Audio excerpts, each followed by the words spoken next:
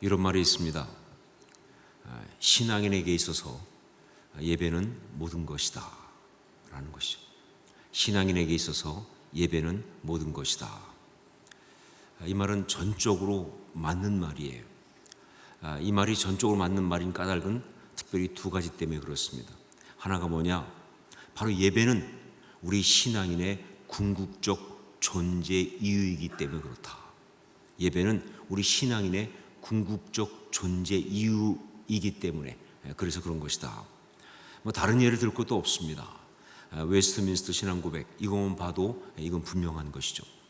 이 웨스트민스터 신앙 고백이라는 것, 이거는 많이 들으셨을 텐데 이게 뭔가 그러셨을 거예요. 그냥 다만 뭔가 괜찮은 것인가 보다, 좀 권위가 있는 것인가 보다, 일단 말이 길잖아요, 그렇죠? 그러니까 이렇게 생각하셨을지 모르는데 좀 정확히 할 필요가 있습니다.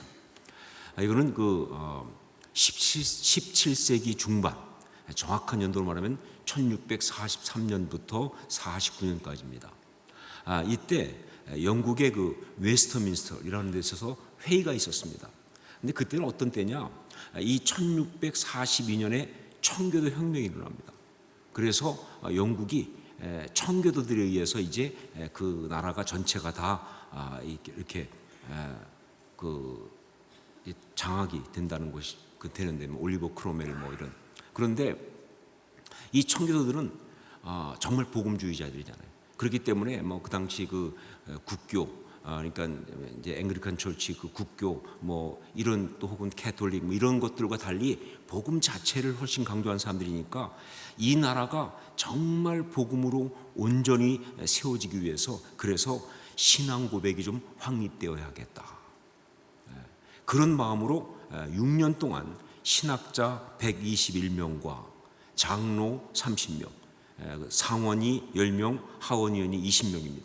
총 151명이 창세기부터 계시록까지 이 성경의 핵심 교리를 다 요약해서 신앙 고백으로 만든 거예요. 그게 바로 웨스터민스터 신앙 고백이라고 하는 것이죠. 자, 그 가운데 그것도 너무 크니까 그 가운데 가장 요긴한 원리를 107개의 문답 형식으로 만든 것이 바로 웨스터민스터의 소요리 문답이라는 거예요. 소요리 문답. 소요리는 소를 가지고 요리한 게 아니고요. 작은 요리, 이 믿는 교리를 말하는 것이죠. 자, 그런데 바로 그렇게 만들어진 소요리 문답 가운데 제일 첫 번째가 여러분이 잘 아는 것, 사람의 제일 되는 목적이 무엇인가? 아주 중요한 질문이죠. 사람의 제일 되는 목적이 무엇인가? 바로 그 대답이 뭡니까? 사람의 제일 되는 목적은 하나님을 영화롭게 하는 것과 영원토록 그를 즐거워하는 것이다. 사람의 제일 되는 목적은 하나님을 영화롭게 하는 것과 영원토록 그분을 즐거워하는 것이다. 한마디로 말하면 예배다 하는 것이죠. 그게 예배죠. 예배가 사람의 제일 되는 목적이다. 예배가 인간의 궁극적인 존재 이유다. 그런 것입니다. 자, 그런데 이것만이 아니라 또 다른 면에서 신앙인에게 있어서 예배는 모든 것이다 라고 말할 수 있는데 그게 두 번째 이유예요. 뭐냐면 예배는 우리가 삶에서 가장 필요한 모든 것을 얻을 수 있는 곳이기 때문에. 첫 번째가 인간의 어떤 존재 이유, 목적이라고 한다면 또 다른 면에서 예배는 정말 우리가 살아가면서 꼭 필요한 그 모든 것을 얻을 수 있는 곳이기 때문에 그런 것이다. 여러분, 인생을 살기 위해서 필요한 게 참 많습니다. 그 중에 어떤 것들은 있어도 좋고 없어도 좋고 그런 것이 있을 거예요. 또 없어도 크게 지장은 없다. 그런 것일 수 있어요. 하지만 어떤 것들은 정말 절대적으로 필요한 것이 있습니다. 근데 그 절대적으로 필요한 것들은 대개 뭐냐? 정말 인생을 바르게 살고 아름답게 살고 하나님께서 원하신 대로 살기 위해서 꼭 필요한 것들이에요. 그런데 그것은 다 어디서 얻을 수 있느냐? 예배를 통해서 얻을 수가 있다는 거예요. 자, 예배를 통해서 우리가 살아가는 데 필요한 걸 다 얻는다라고 말하면 여러분 관심이 있을 거예요. 구미가 좀 당겨야 합니다. 근데 전혀 안 당긴다. 그건 여러분이 지금 심각하게 문제가 있다는 뜻이에요. 정말 우리가 바르게 사는 사람이라고 한다면, 바르게 살기 원한다고 한다면, 정말 행복하게 원한다고 한다면 정말 가치 있게 살기 원한다고 한다면, 하나님께서 원하시는 하나님의 형상 갖고 살아가기 원한다고 한다면요, 당연히 여기에 관심이 있어야 돼요. 예배를 통해서 우리가 살아가는데 필요한 모든 것을 다 얻는다는 이 사실. 자, 예배를 통해서 우리가 살아가는데 필요한 것을 다 얻을 수 있다고 했는데, 그 필요한 것이 뭐냐? 예배를 통해서 우리는 도대체 뭘 얻을 수 있느냐? 바로 그걸 말해주는 것이 성소에 담긴 메시지입니다. 성소에 담긴 메시지. 여러분, 성막은요 세 부분으로 되어 있습니다. 지성소와 성소와 그리고 뜰. 여기 여러 가지 성막의 모형 중에 하나를 그림으로 올려드렸어요. 여기 보시면 나오지만 바깥뜰, 그리고 성소, 지성소 이렇게 되어 있어요.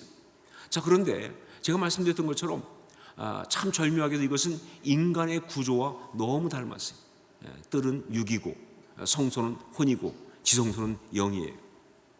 지성소부터 말하면 영과 혼과 육, 이렇게 아주 유사해요. 왜냐하면 둘 다 우리 하나님의 오리지널 디자인이기 때문에 그런 것이다. 자, 그런데 인간의 이 영과 혼과 육, 이 셋 중에서 인간에게 가장 중요한 부분은 어떤 것이냐 하는 거죠.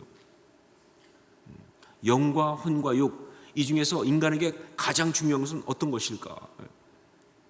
여러분, 어떤 것이라고 생각하십니까? 당연히 뭐예요? 영입니다. 영이 기본이에요. 그래서 우리가 성막할 때도 거기서 출발하는 거예요. 지성소에서. 하지만 영은요, 우리가 살아가는 삶의 모든 부분에 다 직접적으로 드러나지 않습니다. 한마디로 말해서 영은 너무 깊어요. 그렇게 쉽게 다다르거나 혹은 쉽게 드러나거나 그럴 수 없는 거예요. 그래서 참 어렵습니다. 교회에서도 너무 영적인 사람은 어려워요. 맞는 것 같기도 하고 아닌 것 같기도 하고 판단이 잘 안 돼. 그렇죠? 그래서 척복하면 영적으로 그러면요, 아니라고 말도 못하고 말이죠. 이 참 쉽지 않습니다. 영은 그래요. 그게 영이에요. 너무 중요한 건데 우리가 쉽게 뭐예요, 이렇게 딱 잡을 수 있는 그런 게 아니에요. 반면에 그런 영은 우리를 대표할 수 없죠. 반면에 우리가 정말 쉽게 알 수 있는, 다 드러나 있는, 누구도 볼 수 있는 그 육, 이건 절대로 인간을 대표할 수가 없습니다. 왜냐면요, 육이 만일 인간을 대표하기 시작하면요, 그건 인간이 아니고 동물이라고 부르는 거예요. 그건 동물입니다. 짐승이에요. 하나님께서 너무나 슬퍼하시는 것이죠. 육체가 됨이라, 그건 동물과 같은 거예요. 그래서 노아의 홍수가 벌어진 거니까. 그건 아니에요. 안타깝게도 이 시대는 그런데 자꾸 뭐예요, 육체가 더 훨씬 더 그 사람을 대표하는 것처럼 나간다는 게 문제가 있죠. 결국은 인생을 살아가는 우리 인간에게 있어서 가장 직접적으로 중요한 부분, 대표적인 것은 바로 혼이에요. 혼이 그 사람, 그 인생을 대표한다라고 말할 수가 있어요. 그래서 정말 그가 정말 아름다운 삶, 행복한 삶, 정말 귀한 바른 삶을 살아가는 것은 어디서 결론이 나느냐? 혼에서 결론이 나는 거예요. 그게 비록 영에서 온다 할지라도 말이죠, 영에 어떤 뿌리를 두고 있다 할지라도 결론은 혼에서 나는 거예요. 그의 어떤 그런 지성, 그의 감정, 그의 어떤 의지, 이런 것이 바로 인격과 성품을 만들고요, 그것이 바로 그의 어떤 그런 이 삶 자체, 어떤 인생 자체, 그 모든 것을 구성하는 거예요. 그 삶의 행복과 불행과 어떤 그런 그 가치, 다 그것이 결정하는 거예요. 삶을요. 예를 들어 볼까요? 여러분, 육이 우리 가운데 있는데 그 육에 굉장히 어려움이 오면, 병들었을 때 혹은 여러 가지 어려움이 왔을 때, 그때 힘들어요. 어려워요. 그렇지만 여러분 아실 게 뭡니까? 육이 힘들어서 무너진 인생은 없어요. 지금까지 몸이 아파서 파괴된 인생은 없습니다. 그것 때문에 파괴되는 게 아니에요. 그 몸이 아픈 것 때문에 마음이 무너질 때 파괴되는 거예요. 그때 그 삶이 무너지는 거예요. 결국 결론은 혼에서 나는 거예요. 육이 아니고. 여러분, 또 다른 면에서 본다면 성령의 9가지 열매, 이건 성령께서 영을 통하여 우리 가운데 역사하시는 거잖아요. 그런데 여러분, 성령의 9가지 열매, 사랑과 희락과 화평과 인내와 자비와 양성과 충성과 온유와 절제와 몽땅 다 뭐예요? 혼이죠. 예, 그것은요 인격이에요. 결국은 성령의 그 영적 역사는 어디서 결론 맺느냐? 혼에서 결론 맺는 거예요. 근원이 어디가 되었든 간에 결론은 바로 혼에서 난다는 것. 그건 바로 우리의 삶을 대표하는 것은 혼이다. 성막도 마찬가지입니다. 성막은 세 부분되어 있다고 말씀드렸죠. 지성소와 성소와 뜰. 그런데 그 중에서 뭐가 성막을 대표하느냐? 성소가 성막을 대표합니다. 물론 중요하긴 지성소가 가장 중요하지만, 그러나 지성소는 함부로 들어갈 수도 없고 나올 수도 없고 그런 곳이에요. 결국은 뭐예요? 성막 전체를 다스리는 중요한 일은 다 성소에서 일어나는 거예요. 그래서 성막을 다른 말로 부를 때 성소 이렇게 부르는 겁니다. 성소예요. 여러분, 성소가 바로 그런 위치가 있는 그런 의미를 가진 것이기 때문에 이 성소에 담긴 예배의 메시지는요, 우리가 정말 예배자로서 그러면서 우리 영혼이 누릴 수 있는 그런 이것을 말하면서 동시에 우리 인생을 살아가는 데 있어서 정말 필요한, 너무나 중요한 것을 말씀하시는 예배의 약속, 예배의 내용이 되는 거예요. 그래서 지금부터 이제 우리가 성막을 보면서 성소에서 예배하라 나눌 거예요. 그건 바로 예배자로서 우리가 정말 그 예배를 통해서 이 세상을 살아가는데 필요한, 꼭 정말 중요한 그것을 얻는 이야기를 나누기 원하는 거예요. 자, 그러면 그게 뭐냐라고 할 때 그것은요, 성소에 들어있는 3가지의 이 가구, 기구, 뭐 무슨 말인지 모르겠어요. 하여간 그런 그걸 통해서 메시지로 주어지고 있어요. 여러분, 제가 말씀드렸지만 성막은요 공간과 장소가 중요하지 않습니다. 그곳에 있는 그게 중요해요. 무슨 얘기냐? 지성소가 왜 지성소입니까? 지성소가 왜 지성소예요? 거기가 그 안쪽 그 10규빗 그 안쪽이 너무 거룩해서? 아니요. 그게 아니에요. 거기에 뭐예요? 증거궤가 있기 때문에 그래요. 거기에 뭐예요? 속죄소가 있기 때문에 그렇습니다. 그래서 그것이 정말 홀리 오브 홀리스예요. 너무 거룩한 곳이에요. 그런 것처럼 말이죠. 여러분, 성소도요, 그게 성소인 까닭은요, 그 장소가 거룩해서 그런 것이 아니라 바로 거기에 있는 그것들 때문에 성소가 된 거예요. 그 3가지. 이게 바로 예배의 메시지죠. 그게 바로 뭐냐? 그게 상과 그리고 등대와 그리고 분향단 3가지입니다. 상과 등대와 분향단. 여러분, 이것은요 단지 가구가 아닙니다. 이건 그냥 하나에 있는 무슨 그냥 어떤 그런 어떤 비품이 아니에요. 이것은요 메시지예요. 성소의 메시지입니다. 하나하나가 중요한 영적 의미가 담겨 있어요. 왜냐하면요 거기에서 일어나는 일이 영적 사건이기 때문에 그래요. 그 자체가 다 영적 메시지를 담고 그 자리에 있는 거예요. 그 메시지는 어떤 메시지냐? 성소에서 일어나는 예배예요. 그러면서 그것은 바로 예배자인 우리의 혼 가운데 일어나는 예배가 되고 말이죠. 그러면서 그것은 우리가 정말 하나님께 원하시는 하나님의 형상대로 살 수 있는 역사를 일으키는 요소가 되는 거예요. 이게 너무너무 중요한 포인트가 되죠. 자, 순서는 크게 상관이 없지만 성경의 순서대로 먼저 상부터 보도록 하겠습니다. 우리 10절 말씀을 함께 읽겠습니다. 10절 같이 읽습니다. 그가 또 조각목으로 상을 만들었으니 길이가 2규빗, 너비가 1규빗, 높이가 1규빗 반이며. 자, 여기서 상이라는 것은 무엇일까요? 지금 여러분이 보신 게 저게 상이에요. 저게 진짜 맞느냐? 몰라요. 그냥 모형을 만든 거기 때문에 저게 진품 아닙니다. 그냥 저렇게 생겼을 것이다 라고 보는 것이죠. 자, 그런데 저 보시면 알겠지만 상은요 굉장히 중요한 의미를 부여하고 거기에 금으로 막 다 덮고 그래도요 결국은 뭐냐? 저 상은 음식을 올려놓는 밥상이에요. 무슨 상이냐? 밥상입니다. 저건 밥상이에요. 그렇기 때문에 저기서 정말 중요한 게 뭐냐? 저게 밥상이라면 중요한 게 뭐냐? 누구를 위한 밥상이냐가 중요해요. 누구를 위한 밥상이냐? 저건 누구를 위한 밥상이에요?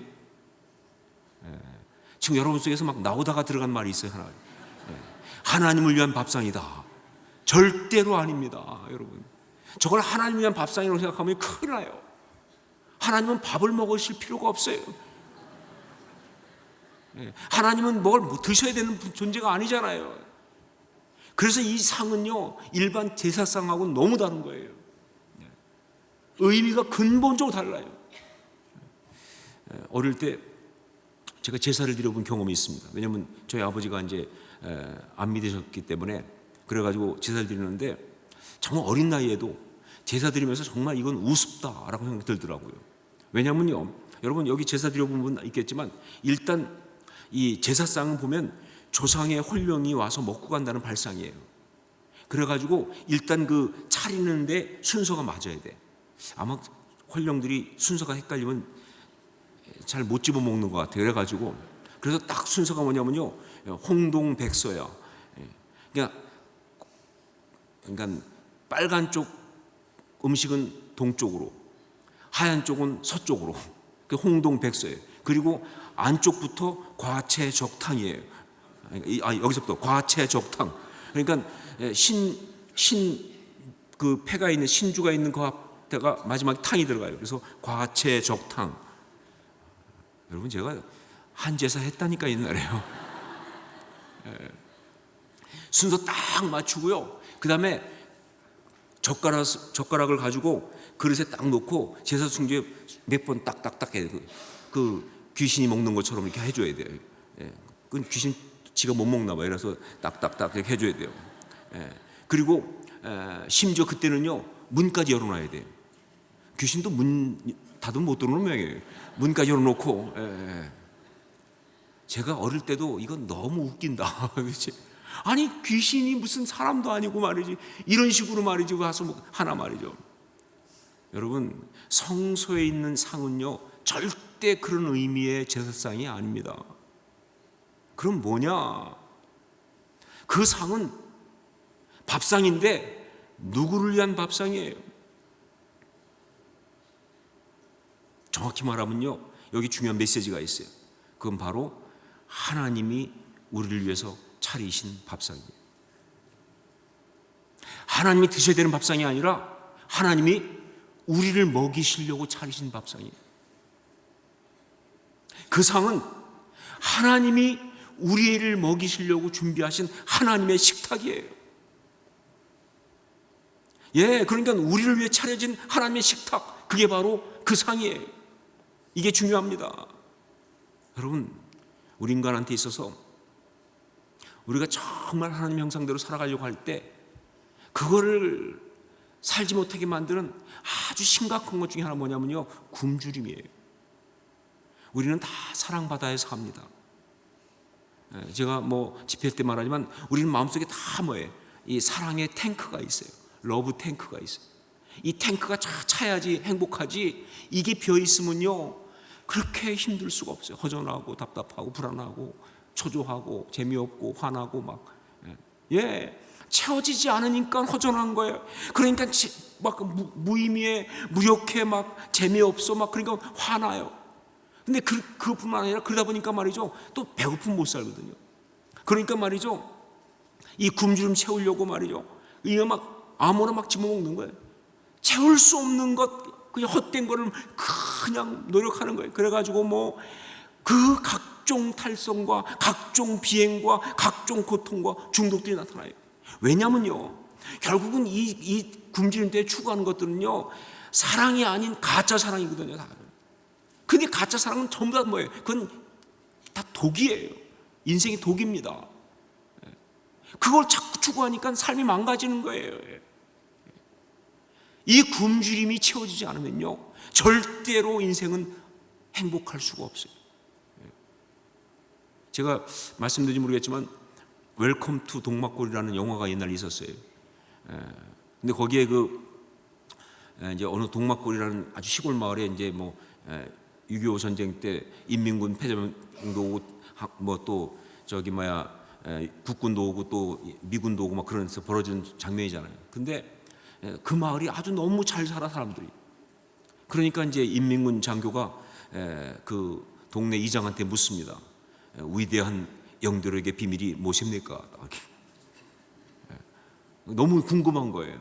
그때 그 이장이 한마디 딱 한 게 뭐냐면 뭘 잘 먹여야지. 근데 제가 볼 때 그건 진짜 정답이에요. 예, 일단 뭘 잘 먹여야지. 못 먹이면 그럼 답이 없는 거예요. 사람은 먹어야 행복한 거예요. 예, 굶주림을 채워야 합니다. 예, 굶주림을 가진 사람한테는요, 굶주림을 채우는 거에는 답이 없어요. 그런데 문제가 뭐냐? 세상에 있는 모든 것은요, 인간의 근본적인 굶주림을 채울 수가 없다는 거예요. 이게 문제가 되는 거예요. 이게 인생의 비극이에요. 이게 이 세상의 모든 문제의 그 이유예요. 세상에는 어떤 것도 말이죠, 채울 수가 없어요. 우리 뭐 가끔 보면은 어떤 사람들 보면 막 그래요. 막 뭐 자기가 하고 싶은 어떤 걸 이루기 위해서 막 열심히 막 그냥, 그래서 어떤 뭐 무슨 세상에 이런 일이 보면요, 막 무슨 나무 조각을 파가지고 막 집에다가 막 무슨 뭐 미니어처 뭐 수백 개를 만들어 놓고, 와, 그러면서 막 혼자 만족해. 막 이게 100개가 됐다, 200개가 됐다. 그 볼 때마다 제가 나온 게 진짜 세상에 이런 일이다. 그러면 저 몇백 개 만들면 만족한데 인생이, 저 몇만 개 만들면 만족할 건데, 그건 정말 허무함이에요. 그냥 취미로 보조수단으로 놀이삼아 할 수 있어요. 그게 삶의 목적이 될 수는 없지요. 정말 채울 수가 없어요. 그게 인생의 문제예요. 그런데 오직 하나, 정말 이 사람의 굶주림을 채울 수 있는 건 바로 뭐예요? 참된 사랑, 바로 하나님의 사랑뿐입니다. 하나님의 사랑만이 채울 수 있어요. 그런데 바로 그 하나님의 사랑이 정말 우리의 굶주림을 채우는 바로 그 자리를 뭐라고 부르느냐? 그걸 예배라고 부르는 거예요. 그게 바로 성소에서의 예배예요. 예배는 그게 예배입니다. 여러분, 예배 가운데 그게 안 일어나면요, 그 예배 가짜예요. 정말 예배를 다 드렸는데도 불구하고 여전히 배가 고파, 그건 가짜예요. 예배를 다 드렸는데도 여전히 목이 말라, 그건 잘못된 겁니다. 정말 진짜 예배는 뭐냐? 바로 그렇게 그 인간의 근원적인 목마름과 굶주림이 채워지는 거예요. 다윗이 유다 광야에 있을 때 지었던 시편인 시편 63편 보면 가장 그가 힘들고 어려운 시절에 불렀던 노래죠, 그렇죠? 이런 표현이 나옵니다. 우리 시편 63편 1절부터 5절까지를 한번 같이 읽도록 하겠습니다. 우리가 노래하는 마음으로 한번 같이 63편 1절 5절 함께 읽습니다. 하나님이여, 주는 나의 하나님이시라. 내가 간절히 주를 찾되 물이 없어 마르고 황폐한 땅에서 내 영혼이 주를 갈망하며 내 육체가 주를 앙모하나이다. 내가 주의 권능과 영광을 보기 위하여 이와 같이 성소에서 주를 바라보았나이다. 주의 인자하심이 생명보다 나음으로 내 입술이 주를 찬양할 것이라. 이러므로 나의 평생의 주를 송축하며 주의 이름으로 말미암아 나의 손을 들리이다. 골수와 기름진 것을 먹음과 같이 나의 영혼이 만족할 것이라. 나의 빛 기쁜 입술로 주를 찬송하되. 여러분, 주의 인자하심이 생명보다 나음으로, 무슨 얘기예요? 내가 죽을 것처럼 힘들지만 그 사랑 때문에 삽니다, 그 얘기 아니에요, 그렇죠? 그런데 여러분, 그 사랑을 받은 그 기가 막힌 표현을 뭐라고 말합니까? 골수와 기름진 것을 먹은 것 같이 나의 영혼이 만족할 것이다. 예배를 통해서 말이죠, 내가 지금 그 경험한다, 그 말입니다. 그 사랑으로 내가 채워지는 거예요. 근데 이게 골수와 기름진 걸 먹는 것처럼 말이죠, 나의 굶주림이 채워진다는 것이죠, 그렇죠? 예, 정말 예배를 경험한 자로서 예배를 통해 그 굶주림이 체험받고 정말 그 깊은 만족을 맛봤던 그런 사람으로 이걸 정말 실감나게 고백하고 있고요. 저도요, 정말 이런 은혜를 받은 적이 여러 번 있어요. 정말 이건 그래서 이해가 돼요. 어떤 것인지. 예, 영혼이 채워진다는 것, 내 영혼이 만족해진다는 것. 예, 상황은 다 똑같은데, 그런데 그 사랑 때문에 더 이상 힘들지 않아, 더 이상 아프지 않아, 더 이상 두렵지 않아. 예, 하늘의 식탁을 맛본 겁니다. 그게 바로 이 메시지죠. 그렇게 예배드리고 나면 정말 행복한 거잖아요. 이게 이 메시지예요. 또 한 가지, 이걸 너무나 확실하게 보여주는 것이 뭐냐면 바로 요한복음 4장 이야기입니다. 여러분, 요한복음 4장 보면요, 거기에 아주 유명한 말씀이 하나 나옵니다. 그건 바로 뭐냐, 예배의 주인이신 예수님께서 직접 정리하신 예배의 정의, 유명한 말씀이죠. 그것이 바로 요한복음 4장 23절 24절, 아버지께 참되게 예배하는 자들은 영과 진리로 예배할 때가 오나니 곧 이때라. 아버지께서는 자기에게 이렇게 예배하는 자들을 찾으시느니라. 하나님은 영이시니 예배하는 자가 영과 진리로 예배할지니라. 기가 막히니 예배의 주인이신 주님이 직접 정의하신 예배의 전. 그런데 여러분, 이 말씀을 예수님이 누구한테 하신 줄 아세요? 이 말씀을 예수님이 누구한테 했습니까? 이게 또 중요하죠. 그냥 뚝 떨어진 말씀이 아니에요. 이건 컨텍스트가 있어요. 이 말씀을요, 바로 예수님은요, 낮 12시에 우물가에 물 길러 온 사마리아 여인한테 했습니다. 사람들을 만나기 싫지만 물 안 먹을 수 없어서, 그래서 그 대낮에 어쩔 수 없이 물 들어온 사마리아 여인. 그러나 진짜 목마른 것은 그 여인의 몸이 아니었죠. 남편이 다섯이 있었지만 지금 있는 자는 남편이 아닌, 정말 그 힘들고 어렵고 실패하고 망가졌던, 수치스러울 정도로 고통스러웠던 그 삶을 만들어낸 바로 그 내면적 굶주림과 목마름, 그거였죠. 바로 그 여인한테 주님께서 말이죠, 생수를 주겠다고 하시면서 시작된 그 이야기의 결론으로 던져진 것이 바로 이 예배의 정의라는 사실을 절대 잊지 마세요. 예배는요, 예배 가운데 일어나는 가장 강력한 역사는요, 바로 이 영적 굶주림과 목마름이 채워지고 해결되는 거예요. 예배는 그게 예배다 하는 것이죠. 이게 바로 성소에 특별히 상을 만들어 두게 하신 바로 그 메시지, 이게 그 성막의 비밀입니다. 자, 그러면 구체적으로 어떻게 그렇게 체험을 받을 것이냐, 우리 영혼의 이 갈증과 우리 영혼의 이 굶주림을 어떤 은혜를 받아야 어떤 식으로 체험받을 수 있을까, 이걸 정말 잘 보여주는 단서가 하나 있어요. 기가 막힌 단서가 있어요. 그건 바로 그 상 위에 놓는 것에 대한 성경 말씀, 거기 나와 있습니다. 우리 출애굽기 25장 30절 말씀을 함께 읽도록 하겠습니다. 출애굽기 25장 30절 함께 읽습니다.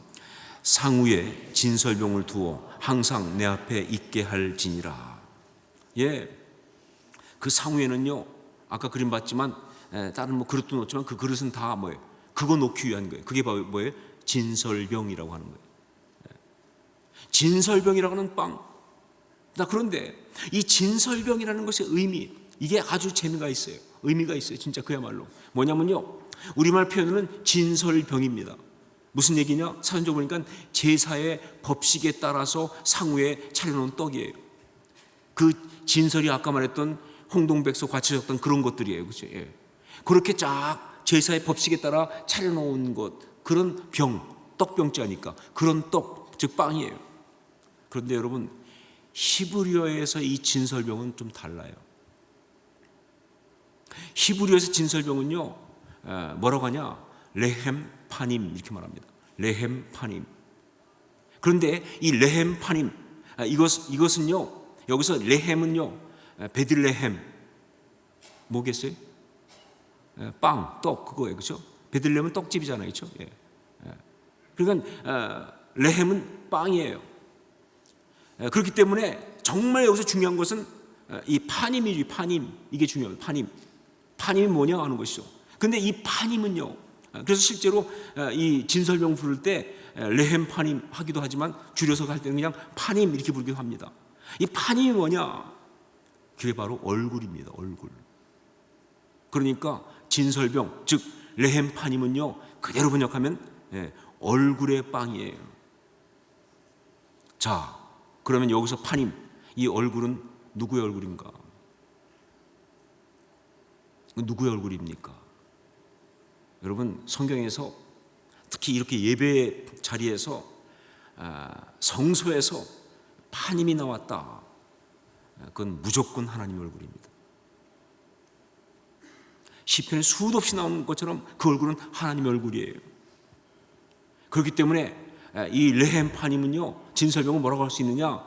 하나님 얼굴 앞에 두어서 보시게 하는 빵이에요. 하나님 얼굴 앞에 두어서 보시게 하는 빵. 절대로 무슨 그 빵이 하나님 얼굴 모양을 만들어졌다, 그건 아니에요. 하나님 얼굴 앞에 두어서 보시게 하는 빵. 그래요. 여기 중요한 메시지가 있습니다. 그 예배가 우리의 굶주린 내면 목마른 심령을 채우는 역사라고 한다면, 그 채움은 바로 우리를 향한 그 하나님의 얼굴을 통해서 일어나는 거예요. 예배는 뭐냐? 진짜 예배는 뭐냐? 그 하나님 얼굴 앞에 오는 거예요. 그 하나님 얼굴이 우리를 향해서 있는, 그걸 체험하는 게 예배예요. 여러분요, 예배 가운데 왔죠?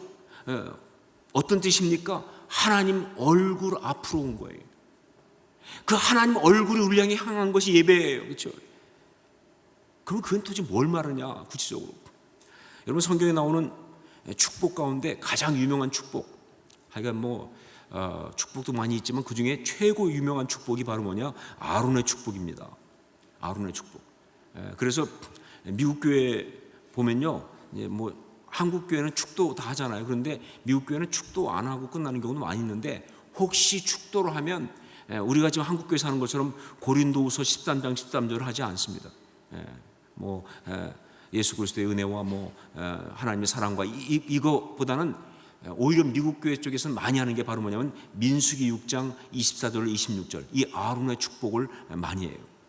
왜냐면요, 이것은 바로 하나님께서 대제사장 아론에게 당신의 백성을 이렇게 축복하라고 알려준 이 축복의 오리지널이거든요. 그래서 그걸 그대로 하게 한다고요. 우리 한번 그게 뭔지 한번 보도록 하겠습니다. 민수기 6장 24절로 26절 한번 같이 읽도록 하겠습니다. 함께 읽습니다. 여호와는 내게 복을 주시고 너를 지키시기를 원하며, 여호와는 그의 얼굴을 내게 비추사 은혜 베푸시기를 원하며, 여호와는 그 얼굴을 내게로 향하여 드사 평강 주시기를 원하노라 할지니라 하라. 여러분, 이 하나님 말씀하신 이 오리지널 축복, 그런데 여기 보면요, 다른 게 나오질 않아요. 무슨 물질, 무슨 승리, 무슨 권위, 어떤 성공, 아무것도 나오지 않습니다. 이 기가 막힌 축복의 이야기에 오직 한 가지 나오고 있는 어떤 컨텐츠가 있다고 한다면, 그건 바로 하나님의 얼굴이에요. 다른 게 축복이 아니라는 거예요. 진짜 축복은 뭐냐? 하나님의 얼굴이 너를 향하여 있는 것. 그 하나님의 얼굴 빛이 내게 비치는 것. 왜냐? 왜 이게 축복이 되냐? 이유가 있어요. 바로 그 얼굴은요, 다른 얼굴이 아니라 사랑하시는 얼굴이기 때문에. 정말 사랑하시는, 사랑하시되 뭐예요? 정말 그 사랑하심을 막을 수 없는. 저는 이 얼굴을 생각할 때 떠오르는 성경 구절이 있어요. 뭐냐면요, 그게 스가랴 3장 17절 아닙니까? 너희 하나님 여호와가 너희 가운데 계시니 그는 구원을 베푸시 전능자라. 그가 너로 인하여 기쁨을 이기지 못하시며 너를 잠잠히 사랑하시며 즐거이 부르며 또한 기뻐하시리라. 이 얼굴은요, 사랑한다는 말하는 것보다 훨씬 더 깊은 사랑이에요. 내가 너 이렇게 사랑한다. 내가 너 너무 좋다. 내가 너 기뻐한다. 내가 너 때문에 정말 행복하다.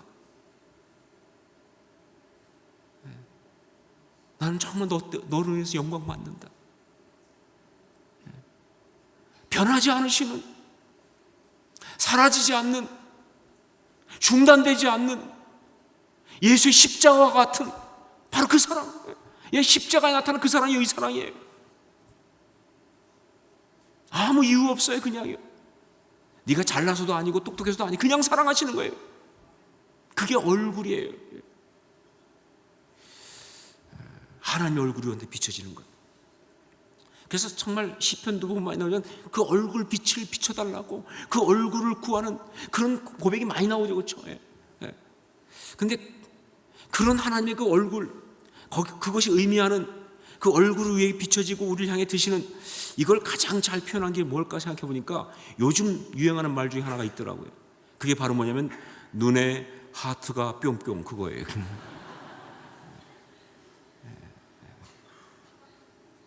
이건 원래 만화에서 나왔죠. 그죠? 만화에서 보면 누굴 너무 사랑할 때 표현할 방법이 없으니까 눈에 하트가 뿅뿅 나오잖아요. 다 그거예요. 예배 가운데 우리가 정말 만나는 하나님은 어떤 하나님이냐, 그 얼굴을 우리가 만났을 때 그 얼굴은 어떤 얼굴이냐, 하나님 눈에 하트가 뿅뿅 나오는 거예요. 나를 보면서 말이에요. 좋아서 어쩔 줄 모르시는 거예요. 그게 얼굴 빛이에요. 그게 얼굴 빛이에요. 왜 사람들도 보면 그럴 때가 있잖아요. 어떤 사람 너무 좋아하는 사람이 있고 그러면요, 이렇게 멀리서 딱 봐도요 그 얼굴 빛이 이게 와요. 사랑한다는 거. 물론 반대도 있어요. 막 섬찟할 때가 있어요. 어떤 때는 막 째려보고 있으면요, 그 인간이 악해서 그래요. 그런데 정말 오리지널은요 얼굴 빛은 사랑이에요. 근데 그냥 눈에 하트가 뿅뿅 나와. 하나님이 그렇게 우리를 보고 계세요. 여러분, 내가 예배 드릴 때 하나님 그렇게 우리를 보고 있다니까. 내가 찬양할 때 그렇게 보고 있어요. 그래서 그렇게 음정도 안 맞고 박자도 안 맞아도 하나님 기뻐하시는 거예요. 여러분, 정말 우리 교회도 이제 할아버지 할머니들이 많이 계시지만 이 할아버지 할머니들이 손주들이 노래할 때 보면요, 뭐 노래인지 타령인지 뭐 하여간 알 수 없게 막 엉망으로 얼마나 눈에 하트가 뿅뿅 나오잖아요. 우리의 찬양을 우리 하나님께서 그렇게 받으신 줄 믿습니다. 그게 하나님이에요. 바로 그 이야기, 바로 그 순간 그 하나님의 사랑이 우리를 채우기 시작합니다. 우리의 목마름을 채워요. 우리의 이 굶주림을 채워요. 그리고 우리의 이 메마름을 바꿉니다. 이 외로움을 다 바꾸는 거예요. 정말 더 이상 우리 힘들지 않아요. 우리는 정말 어떤 자리 속에 있어도 그 사랑 때문에 행복할 수가 있어요. 그게 바로 성소에서 예배하는 겁니다. 여러분, 그렇게 성소에서 예배드리는 주의 사랑하는 자녀들이 될 수 있기를 주의 이름으로 축원합니다. 우리 예배가 그래야 합니다. 우리 예배가 그래야 돼. 그래야 우리 살아요. 안 그러면 못 살아요. 그래야 우리가 행복할 수 있습니다. 그래야 우리가 아름다울 수 있습니다. 그래야 우리가 세상을 바꿀 수가 있어요. 우리한테 정말 중요한 것, 바로 우리의 이 굶주림을 채우시는 그 은혜, 그게 바로 성소에 있는 진설병을 놓은 상의 메시지입니다.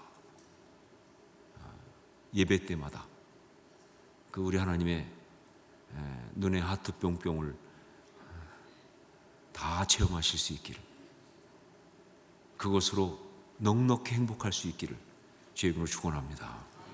기도하겠습니다.